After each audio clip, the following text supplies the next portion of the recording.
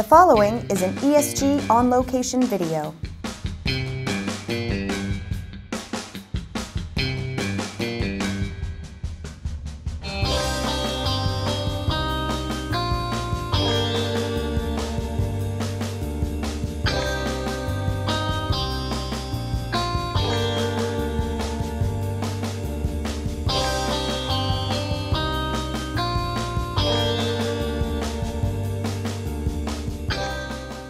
One of the most interesting things that Cisco said at the Cisco Live is the fact that they have a much broader SDN strategy than most people give them credit for. A lot of people think that Cisco's ACI is their SDN story, but in reality, they have a lot of approaches to it, including iWAN, which is their software-defined WAN that combines broadband as well as MPLS, and even within the unit that creates the ACI product, they have multiple approaches to SDN, including programmability, using something called EVPN. So a lot of people need to realize that SDN is a much broader category that Cisco realizes, and you could get that for your enterprise or for your service providers or different use cases in a variety of ways. Their iWAN, or software-defined WAN, is a way to get the SDN technology outside the data center into the branch offices. And some people think that could be a killer application for SDN before it gets adopted very widely inside the data center as well. There's a few takeaways I have from Cisco Live, really towards cybersecurity. The first is that Cisco is really embracing security architectures. So software architectures, how each of the products fits, and really the architectures extend to be more open and open to third parties as well. So I think we'll see more Cisco partnerships, a bigger Cisco ecosystem. I also am walking away with a much better understanding of Cisco professional services and managed services for cybersecurity.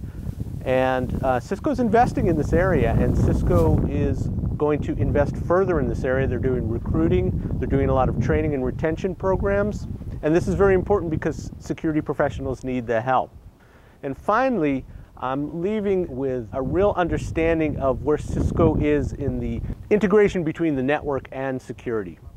So they talked a lot about the network as a sensor for security and the network as an enforcer for security. Now, I think on the sensor side, spot on, very, very synergistic with where companies are going, with security professionals are going. On the enforcement side, there's some work to do. They're battling a little bit of status quo thought on what you can and can't do on the network. But I think if Cisco pushes on that, if Cisco educates the market, and if Cisco leads the market and changes the security mindset, it can be very successful with network as a sensor and network as an enforcer. At the very beginning of the Cisco Live conference, we heard from John Chambers that they want to look at Cisco growing to be a much more solutions-oriented, outcome-based company, and that was underscored by the fact that a lot of their groups are no longer being siloed into a business unit way of going to market and looking at things from a solution point of view. So in the years to come, as they transition from being a company led by John Chambers to a company led by Chuck Robbins, we will probably see a lot more solutions-based architecture that would allow companies in vertical markets as well as in different industries to get solutions that would be end-to-end based on software as well as hardware.